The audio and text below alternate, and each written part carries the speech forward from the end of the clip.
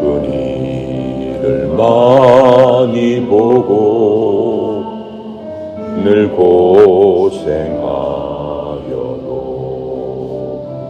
하늘 영광 밝음이 어두운 그늘 해지니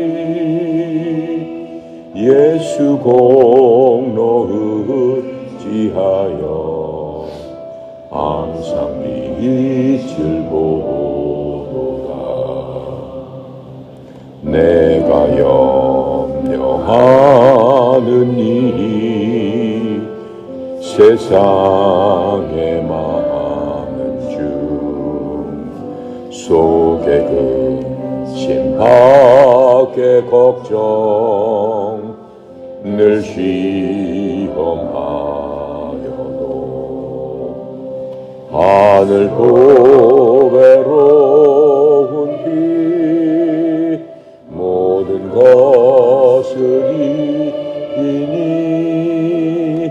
예수 공로 의지하여 항상 이기리로다.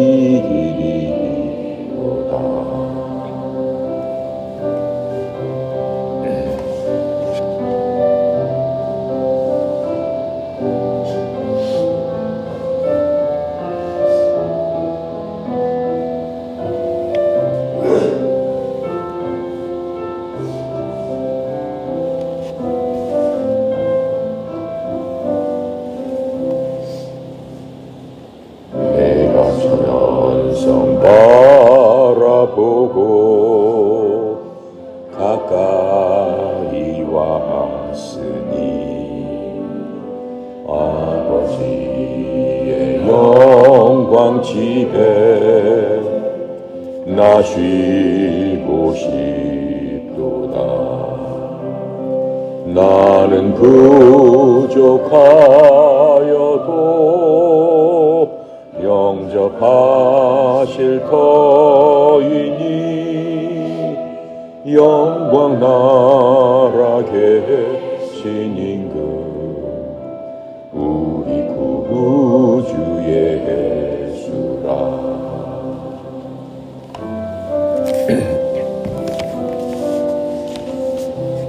아멘. 지난 시간에 우리 7장 1절부터 10절까지 했죠. 오늘은 11절부터 17절까지 11절부터 17절까지 공부해 보도록 하겠습니다. 찾으셨죠? 자, 그러면 함께 읽고 말씀 나눠보도록 하겠습니다. 시작. 그 후에 예수님께서 나인이라는 성으로 가실새 제자와 많은 무리가 동행하더니 성문에 가까이 이르실 때 사람들이 한 죽은 자를 메고 나오니 이는 한 어머니의 독자요 그의 어머니는 과부라.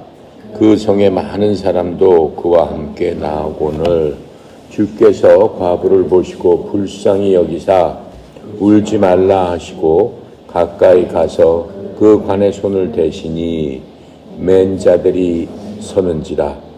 예수님께서 이르시되 청년아 내가 네게 말하노니 일어나라 하시매 죽었던 자가 일어나 앉고 말도 하거늘 예수님께서 그를 어머니에게 주시니 모든 사람이 두려워하며 하나님께 영광을 돌려 이르되 큰 선지자가 우리 가운데 일어나셨다 하고 또 하나님께서 자기 백성을 돌보셨다 하더라.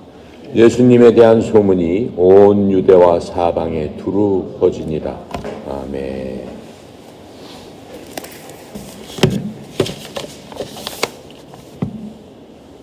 6장에서 예수님께서 12제자를 선택하셨습니다. 자, 그들에게 이제 여러 가지 많은 지침을 주셨죠. 제자로서 어떠한 행동을 하고 어떻게 마음가짐은 가져야 되고 하는 모든 것들을 알려주셨습니다. 이 7장부터 제자들과 함께 예수님의 사역이 시작되는 것을 볼 수 있습니다. 이전에 우리가 봤던 그 백부장은 자신의 종을 낳기 위해서 사람들을 통해서 예수님께 자신의 종을 낳게 해주기 위해 자기의 집으로 초대했습니다. 예수님께서 집에 가까이 오실 적에 백부장은 또 사람들을 통해서 자신이 예수님을 맞아들이기에 가치가 없는 무가치한 사람임을 얘기하면서 말씀만으로 낫게 해주실 수 있습니다라는 믿음의 고백을 했습니다. 이러한 고백을 통해서 주님께서는 그 종의, 백부장의 종의 병을 고쳐주시는 그 은혜를 우리가 살펴봤습니다. 이제 예수님께서는 이런 믿음이 본 적이 없다라고 말씀하시면서 백부장의 믿음에 대해서 크게 감탄하시는 그런 모습도 우리가 봤습니다. 우리가 이런 것들을 살펴봤을 적에 인간의 병이나 또 사람 속에서 사람을 힘들게 하는 마귀의 공격, 또 이런 마귀의 존재들이나 또 이런 모든 세상에 있는 모든 창조물들은 결국은 예수님의 말씀에 복종할 수 없다라는 것을 복종할 수밖에 없다라고 하는 것들을 우리가 볼 수 있는 겁니다. 11절에 보면은 바로 그렇게 한 뒤에 백부장의 종을 다 고쳐준 뒤에 예수님께서 나인이라는 동네로 가십니다. 나인이라는 동네는 예수님이 태어나셨던 나사렛에서 몇 킬로 안 떨어진 한 3, 4킬로 떨어진 바로 그런 동네였습니다. 나인이라는 도시로 들어가셔서 그분의 제자들 중에 많은 사람들과 또 예수님을 따르는 많은 사람들이 있었죠. 이제 함께 예수님의 뒤를 따라오고 있었죠. 그래서 예수님께서 백부장 사건이 있은 뒤에, 백부장 종에 대한 사건이 있은 뒤에 아무 이유도 말씀하시지 않고 바로 이 나인성으로 가신 겁니다. 이 나인성으로 가시기 위해서는 이제 어느 정도 걸어서 가셨겠죠. 그래서 오후 한 지금으로 따지면 서너 시경쯤에 이 나인성 나사렛 부근에 있는 그 나인이라는 도시로 들어가신 겁니다. 그러니까 예수님께서 가버나움에서 그 백부장을 고쳤고, 그 가버나움의 밑쪽으로 오기 위해서는 이 나인성까지는 약, 지역으로 따지면 40km 정도 된다고 합니다. 40km가 되는 길을 걸어서 갔어야 되니까, 그 당시는 뭐 길도 지금처럼 좋은 길이 아니었겠죠. 산길을 따라서 이렇게 가게 되니까는 새벽부터 아마 걸어가셔서 40km를 가기 위해서는 뭐 8시간 정도는 가야 되겠죠. 시간당 5km를 간다고 해도 그 옛날 길이니까는 빨리 가는 거죠. 그래서 아침부터 시작해서 오후에 거기에 나인성에 도착하셨다라고 하는 겁니다.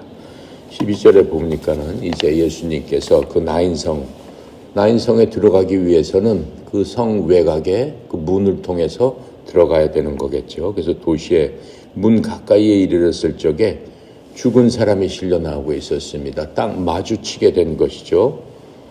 그런데 그 죽은 사람은 누구냐? 어떤 과부의 외아들이었다라고 성경은 설명해 주고 있습니다.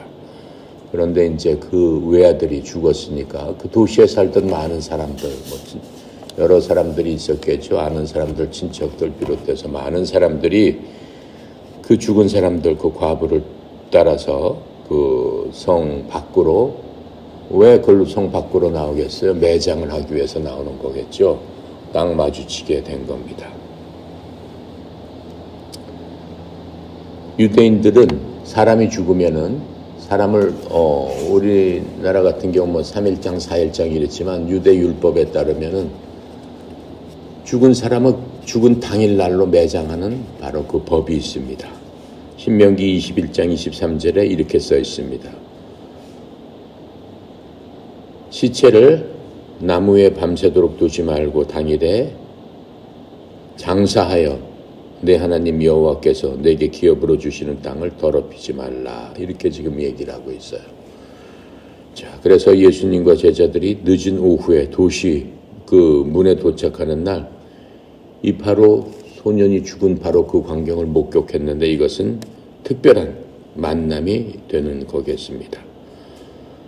어떻게 예수님께서 그 시간에 그 성에서 그 시체를 만날 수 있겠습니까? 이게 바로 하나님의 시간에 하나님의 때에 맞춰서 예수님과 바로 그 죽은 소년을 만나게 했다는 것들을 우리가 살펴봐서 알 수 있는 겁니다. 이제 그 만나는 군중 중에는 예수님을 따라서 거기까지 왔던 군중이 있었고 또 과부의 아들의 죽음을 따라서 애도하기 위해서 도시로부터 그 성문으로 따라온 군중, 그 군중들이 만나게 되는 바로 그 광경입니다. 요한복음 11장 9절에 이렇게 얘기하고 있어요. 예수님께서 대답하시되 낮에 12시간이 있지 아니하냐 이렇게 하시면서 사람이 만일 낮에 다니면은 그 세상의 빛을 몸으로 걸려 넘어지지 아니하되 이렇게 말씀하고 있어요. 이게 무슨 얘기냐면은 예수님을 따라간 사람과 세상 것을 따라가는 사람을 지금 비교해서 한 얘기입니다.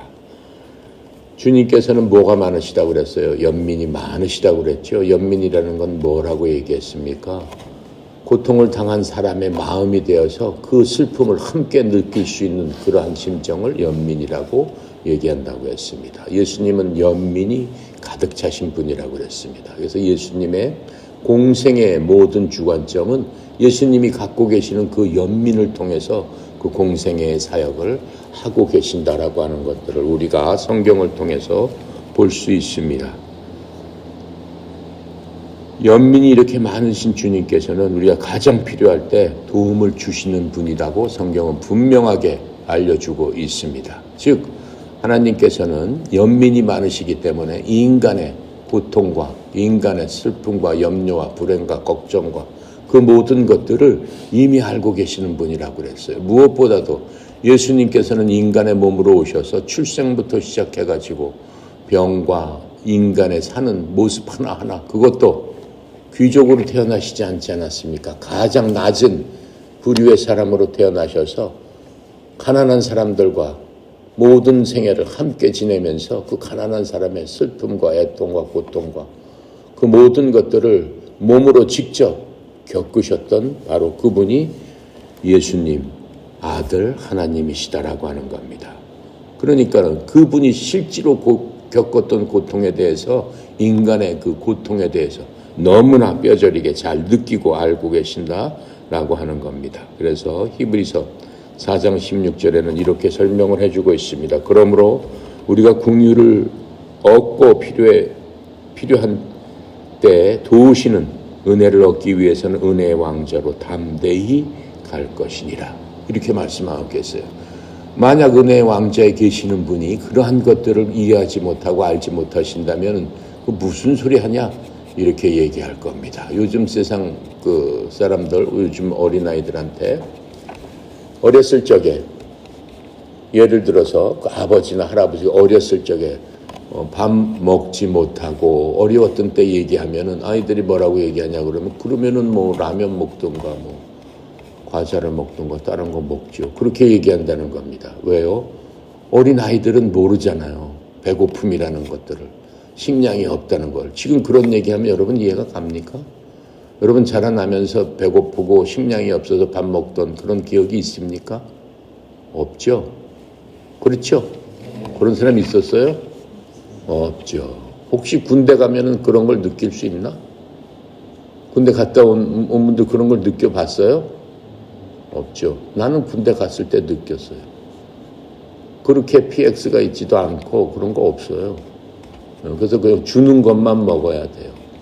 뭐 사러 나가서 철조망 같은데 나가면 탈령이죠. 그래도 우리 군대 생활할 적에는 그걸 먹으려고 그 슈퍼에 가려고 보초서다가 산을 넘어가지고 정문으로 나갈 수 없으니까 부대에 있는 산을 넘어서 돌아서 동네 슈퍼 가가지고 사갖고 그 빵 몇 개 사갖고 땀을 삘삘 흘리면서 돌아와가지고 빵을 먹는데 그것도 어디 가서 먹어?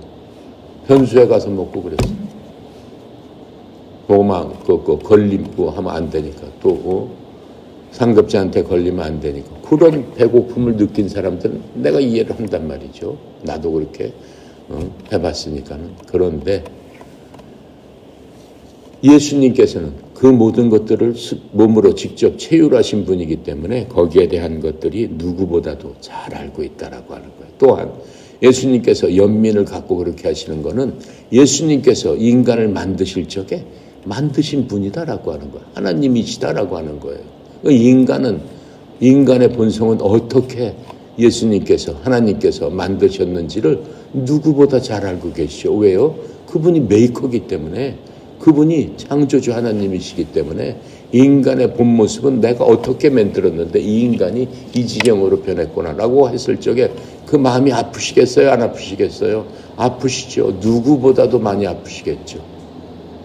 인간을 창조하신 분이기 때문에, 또 창조하실 적에 어떠한 목적으로 창조하셨는지를 누구보다도 잘 알고 계시는 분이기 때문에 그 목적이 완전히 훼손되어 가지고 그 목적대로 인간이 살고 있지 않고 다른 것들에 의해서 방해를 받아서 인간이 누더기처럼 돼버렸단 말이죠. 인간은 고귀한 존재로 하나님의 형상으로 만들어졌는데 예수님이 이 땅에 오셔서 인간을 보니까 하나님의 형상은 온데간데 없고 인간은 한낱 미물처럼, 어떠한 경우는 마귀의 종노릇하면서 마귀 때문에 무서워하면서 벌벌 떨면서 인생을 살더라라고 하는 겁니다. 예수님께서는 인간을 맨 처음에 만드실 적에 하나님으로 인해서 기뻐하고 하나님을 찬양하는 게 인간의 본래 목적으로 만들어진 겁니다. 인간은 하나님은 기쁨을 주시는 분이지 염려를 주고 걱정을 주고 근심을 주는 그런 분이 아니다라고 하는 겁니다. 그런데 인간의 모습이 예수님께서 와셔서 보였을 때 어떻습니까? 지금 이 순간에 나인성에 들어가시는 그 순간 과부니까는 남편도 없는 그 외아들 하나가 과부가 그 아들을 의지하고 살았는데 어땠어요? 그 아들이 죽어버렸단 말이죠. 그 과부의 삶은 어떻겠습니까?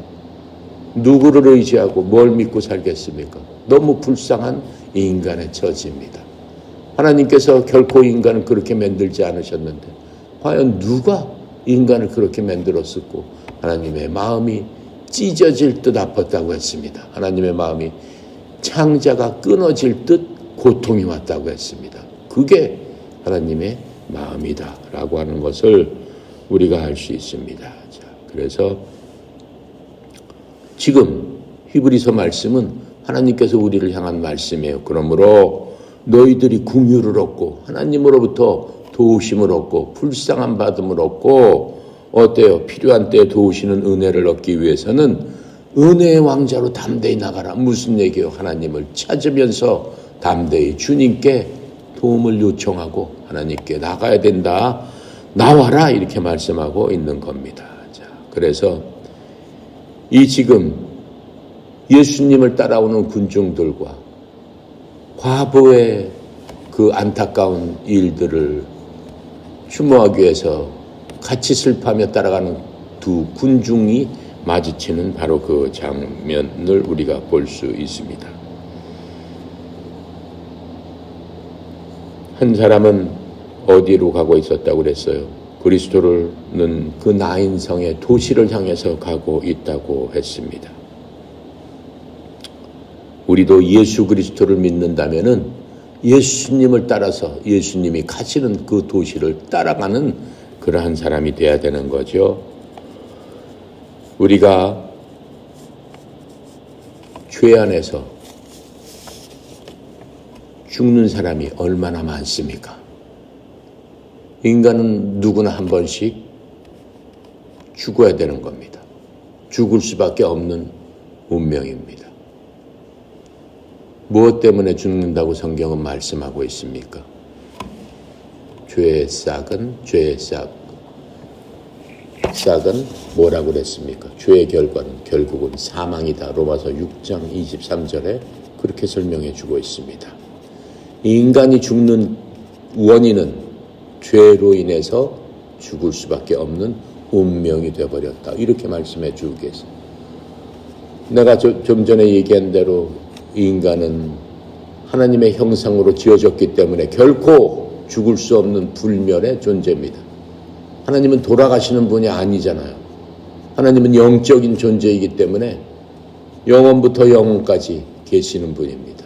시간도 하나님한테는 적용이 되는 게 아니고 장소도 적용이 되는 것도 아니고 때도 적용이 되는 게 아닙니다.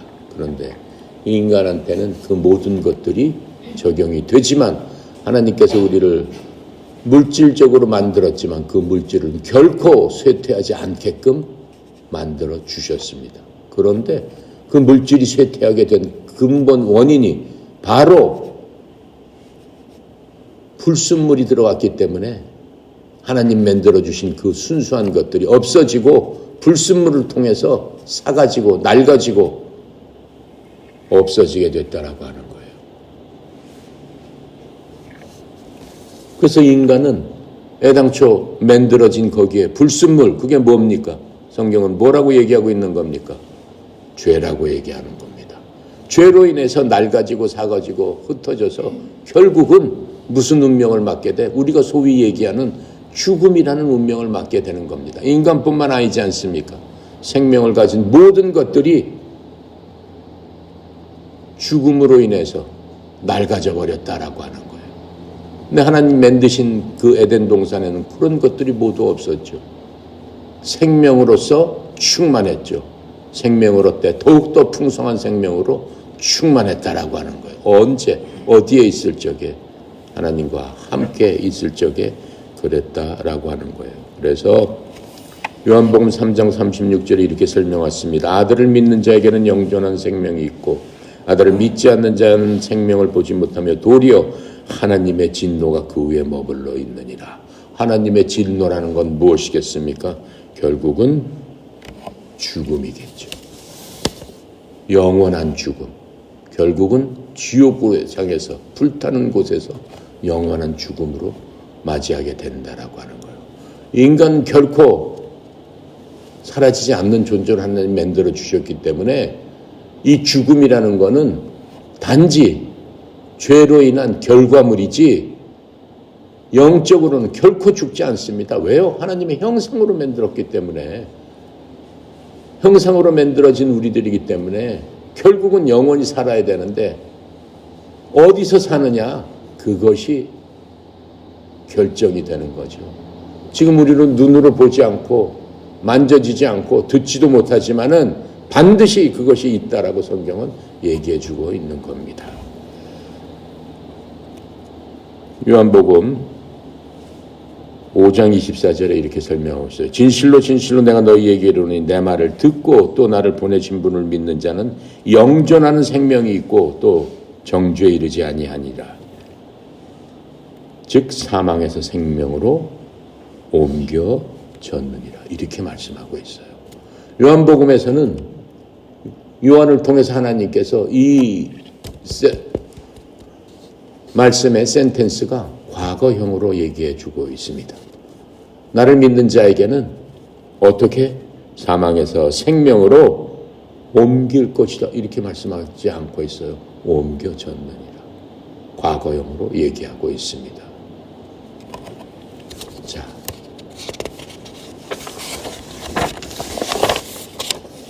(13절) 보겠습니다. 주께서 이제 그 과부를 보셨습니다. 보시고 그 과부를 불쌍히 여기시면서 그 과부에게 울지 말라 이렇게 말씀하십니다. 14절에 그러시고 관에 손을 대시니까 그를 따르던 사람들이 멈추어 섰습니다. 관에 손을 대시니까 원래 율법에 따르면 결코 그렇게 손을 대면 안 됩니다. 그 손을 대는 건 죽은 사람한테 손을 대는 거는 그 당시 율법에 따르면 부정한 일이다라고 해가지고 전부 다 피해야 되는 겁니다. 근데 예수님께서는 관에 손을 대셨다라고 말씀하고 있습니다. 그러면서 청년아 내가 내게 이르노니 일어나라 이렇게 말씀하십니다. 지금 관이라는 얘기는 우리가 생각하는 그 관이 아닙니다. 우리는 사람이 죽으면 나무로 짜가지고 궤를 만들어서 뚜껑을 덮어해서 그것을 관이라고 하죠. 이스라엘은 그런 풍습이 없습니다. 사람이 죽으면 들 것 같은 그런 것들, 바닥만 있는 관을 관이라고 합니다. 그걸 매가지고 이스라엘은 매장할 수가 없어요. 네. 흙이 그렇게 매장할 수 있는 그런 게 아니에요. 그리고 전부 다 산지예요. 그래서 그런 그 좋은 흙들이 매장할 수 있는 흙들이 없어요. 그러니까는 굴을 파가지고 대부분 굴 속에 집어넣습니다. 물론 부자들은 매장을 하기도 합니다. 하지만 돈도 많이 들고, 그러니까 일반 사람들은 그렇게 장사를 지내기가 어려운 겁니다. 그래서 대부분 그 산에 굴을 판다는 게 보면은 여러분들 영화로 보든가 그림으로 봐도 이스라엘 산들이 어때요? 척박하잖아요. 거의 사막이잖아요. 나무도 없습니다. 나물이 있다 해도 마른 나무들, 사막에서 그냥 뒹굴뒹굴하는 그런 나무들, 이파리가 없고 그냥 뼈대만 앙상한 그런 나무들로 돼 있습니다. 그래서 거기서 굴을 파가지고 크게 파가지고 여러 시체를 갖다가 그 속에 안치하는 겁니다. 그게 매장법입니다. 자, 이제 그렇게 하시니까는 여기서 우리들이 두 명의 독생자를 만나게 됩니다. 15절에 보니까는 그분께서 이르시되 청년아 내가 네게 이르노니 일어나라 이렇게 하시니까는 15절에 그 죽었던 청년이 벌쩍 일어나서 어머니에게 앉아서 말도 하고, 누구한테 얘기했겠어요? 뭐 엄마한테 얘기했겠죠. 말도 하고 이렇게 하니까 어머니한테 그 청년을 살려서 넘겨주시더라 이렇게 설명하고 있습니다. 지금 이 한 사람은 누굽니까? 바로 과부의 아들로서, 사람은 누구나 죽으니까 죽을 수밖에 없는 사람, 바로 그 한 사람이고, 또 다른 독생자는 하나님의 아들이신 예수 그리스도, 십자가에 달려서 매달렸다가 죽었다가 살아나실 바로 그분을 여기서 얘기하고 있습니다. 성경에서 독생자 예수 얘기 말씀도 하고 성경에도 나오고 찬송가에도 독생자 예수 이렇게 나오고 있습니다. 영어로는 begotten son 이렇게 얘기를 하고 있습니다. begotten이라는 건 아주 특별한, 아주 독특한, 유니크한, 그리고 유일한 그러한 의미를 갖고 있는 겁니다. 예수님께서 유일하신 분이죠. 죽음에서 살아나신 유일하신 분. 바로 이 나인성 아들도 죽었다가 살아난 독특한 비 같은 예수님과 다른 그런 독특한 그 아들을 지금 우리가 보는 겁니다. 하지만 그 아들은 어떤 아들이에요? 살아났지만 다시 죽은 아들이죠. 예수님은 어떠하신 분입니까? 한번 사셔서 영원히 사신 바로 그분. 그러니까는 죽음이 그분을 어떻게 해요? 터치를 못하는 거죠. 죽음이 예수님을 십자가에 못 박혀서 예수님이 인간적인 숨이 끊어졌을 적에 어떻게 해서 죽은 거예요? 죄로 인해서 돌아가신 거예요. 무슨 죄 때문에? 자신의 죄가 아니죠. 세상 만민의 죄를 짊어지고 죄덩어리가 돼서, 죄는 어떻게 돼야 된다고 그랬어요? 죄의 값은 싹은 사망이니라. 말씀 그대로 예수님은 돌아가신 거예요.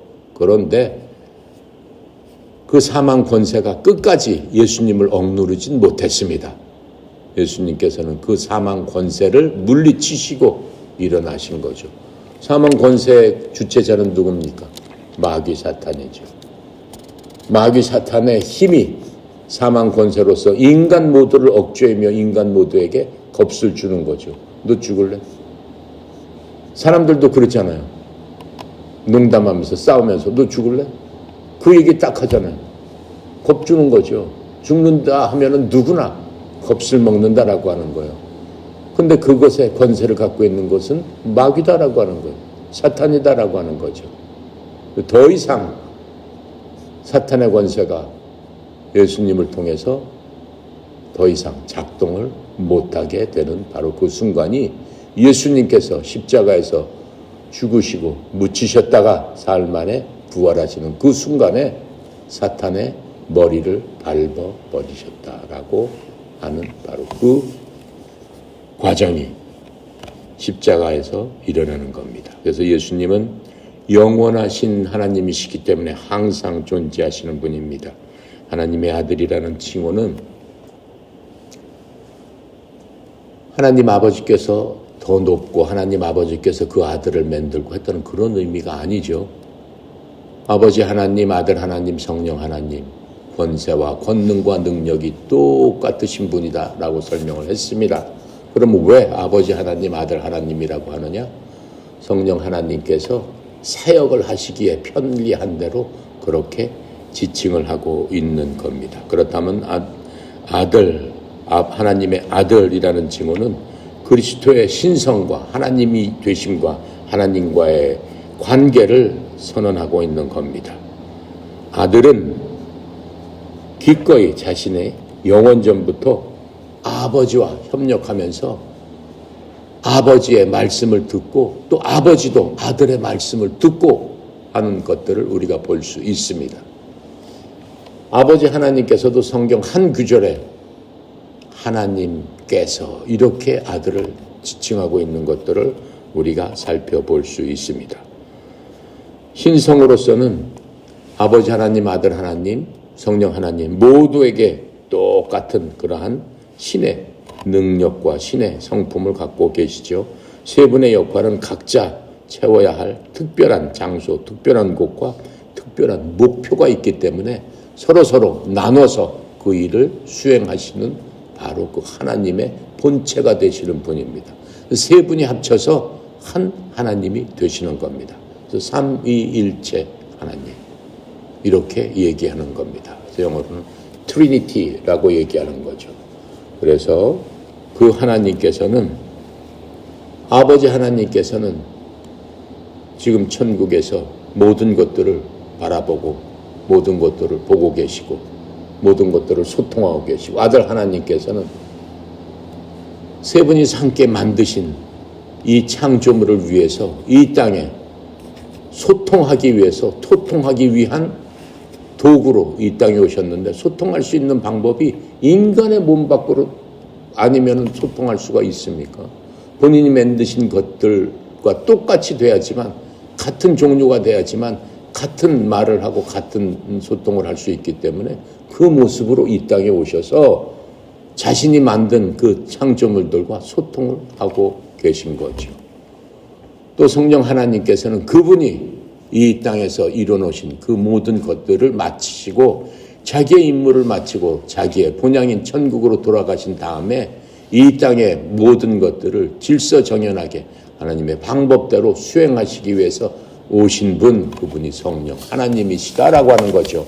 그 성령 하나님은 지금도 여러분과 나와 지금 이 공간 안에 우리와 함께 계신다라고 하는 겁니다. 자, 그래서 예수님께서는 그렇게 인간의 그러한 고통스러운 모습을 보시고 그 아들을 살려주셨다라고 하는 겁니다. 그래서 예수님께서는 죄와 죽음이 이 세상에 가져온 그러한 고통, 그러한 죽음에 대한 것들을 뼈저리게 느끼셨으며 이것에 대해서 무엇인가를 해주신 바로 그 부분이 나인성 과부한테 해주신 바로 그 일들입니다. 이제 예수님께서는 죽음이라는 하나님을 대적하는 죽음이라는 그 대적을 이 나인성에서 바로 만나신 겁니다. 고린도전서 15장 26절에 멸망받을 마지막 원수는 곧 사망이니라 이렇게 얘기하고 계세요. 무슨 얘기예요? 예수님께서 이 땅에 오셔서 이제 교회 시대를 끝나고 조금 있으면 7년 환란기가 들어가고 7년 환란기 이후에 예수님께서 이 땅에 오셔서 천년 왕국을 세우시고 천년이 지난 다음에 우리는 새하늘과 새 땅, 우리가 상상하지 못한 곳으로 모든 창조물을 옮기실 적에 어때요? 죽음은 그때 없어지는 겁니다. 죽음마저도 지옥불로 집어넣어서 죽음이라는 것들이 영영 없어지고 영원한 생명만 남게 되는 거죠. 자, 그래서 세상에서 고통과 슬픔의 이유를 생각해 보면은 죽음이야말로 실질적으로 누구에게나 닥치는 큰 적이지만 누구나 겪어야 되는 큰 슬픔입니다. 주위의 모든 사람들이 죽게 되는 것들을 우리는 살아가면서 경험할 수밖에 없습니다. 내가 가장 사랑했던 사람들, 내 부모들, 내 친구들 다 죽어가는 모습들을 서로 보면서 서로 느끼면서 살 수밖에 없고 처음 어떻게 해요? 그냥 죽음에 대해서 대적할 수 있는 사람이 누가 있어요? 없는 거죠. 자, 그래서 우리에게는 오직 한 길밖에 없습니다. 예수 그리스도만이 우리에게 승리를 주실 수 있는 분입니다. 히브리서 2장 14절부터 15절 이렇게 써요. 그런즉 자녀들은 살과 피에 참여한 자들이므로 그분도 마찬가지로 같은 것의 일부를 취하셨으니 이것은 그분께서 죽음을 통해 죽음의 권능을 가진 마귀를 멸하시고 또 죽음을 두려워하여 평생토록 속박에 매인 자들을 건져내려 하심이니라. 예수님께서 여러분과 살과 피를 갖고 태어났지만 예수님은 살과 피를 중에서 일부만 갖고 태어나셨다. 히브리서는 이렇게 얘기해 주고 있어요. 뭐만 갖고 태어나셨어요? 우리와 똑같은 육체를 갖고 태어났어요. 예수님 눈, 코, 귀 이런 거 다 갖고 태어나셨어요. 우리처럼 오관을 갖고 태어나셨어요. 하지만 예수님이 우리하고 틀린 거는 인간의 피가 아니다라고 하는 거죠. 죄 있는 피가 아니다라고 하는 거죠. 그래서 히브리서에서는 예수님은 일부만 갖고 태어나셨다 이렇게 설명을 해주고 있는 겁니다. 예수님께서 그 청년을 그 어머니에게 돌려주는 일은 정말로 하나님께서 얼마나 그 마음이 따뜻하시고 그 연민이 많으시고 긍휼이 많으신 분인가라고 하는 것을 우리에게 보여주고 있습니다. 그러한 일들은 그 청년에게만 일어나는 게 아닙니다. 우리가 하나님 앞에 나갈 적에 지금도 이 땅에 살면서 예수님은 어제나 오늘이나 동일하신 분이라고 했습니다. 아브라함의 하나님, 이삭의 하나님, 야곱의 하나님. 수천 년이 지났지만 그 하나님은 어제나 오늘이나 동일하다. 지금도 동일하다. 여러분의 하나님, 나의 하나님이다라고 하는 거. 아브라함의 하나님이었던 하나님, 나인성의 과부였던 그 하나님이 지금 나의 하나님이시고 여러분의 하나님이다. 똑같은 마음으로 똑같이 보고 계신다라고 하는 것을 믿으십시오. 믿으십니까? 바로 그겁니다. 우리가 그렇게 믿음으로 말미암아 하나님을 실질적으로 내 삶 가운데서 역사하게 할 수 있는 바로 그러한 것들이 여러분이 체험을 해야 됩니다. 매일매일 성경 공부를 하고 하나님의 말씀을 들으면 뭐 하겠습니까? 뭐 하겠습니까? 그것이 여러분 속에서 역사를 하고 여러분에게 힘이 되고 원동력이 되고 이 세상을 이기고 하나님의 능력을 받아서 살아가는 그러한 삶을 살아야 된다라고 하는 겁니다. 아셨죠? 네. 기도하고 마칩니다. 감사하시고 거룩하신 하나님 참으로 은혜 감사합니다. 오늘도 귀한 말씀을 통해서 아버지 하나님의 놀라우신 은혜와 또 우리 주 예수 그리스도의 이 땅에 오셔서 인간을 향한 그 연민이 가득하신 그 말씀을 통해 그 마음을 통해서 우리가 주님의 마음을 배우고 그 제자들처럼 주님을 따라 살면서 주님 바라보고 의지하고 주님께 의지하고 의탁할 적에 우리의 모든 것들을 미리 하시는 주님께서 우리를 세워주시고 인도하시고 우리의 모든 것들을 닦아주시고 위로해 주시고 평강 가운데서 승리하게 해주실 줄로 믿습니다. 아버지 하나님, 이제부터 주님 앞에 가는 그날까지 온전히 주님만 따르고 믿음으로 승리할 수 있는 저희들 다 되도록 주님 축복하여 주시옵소서. 특별히 사랑하는 우리 선수들을 통해서 하나님의 나라를 확장시키고 예수님 따라가는 12 제자들 이상으로 이 땅에서 사용되기 원합니다. 주여 성령으로 충만케 하시고 말씀으로 충만케 하시고 무엇보다도 믿음으로 충만케 하셔서 살아있는 믿음, 역사하는 믿음, 하나님과 동행하는 믿음의 소유자들이 다 되도록 주여 도와주시옵소서. 특별히 성령의 사님 지금 축복하여 주셔서 여육간에 건강하게 하시고 형통하게 하시고 협회를 이끌어 나가는데 조금도 어려움이 없도록 성령님으로 충만하게 부어 주시옵소서. 모든 것 주께 의탁드리며 감사드리며 우리 주 예수 그리스도 이름으로 기도드렸나이다. 아멘. 자.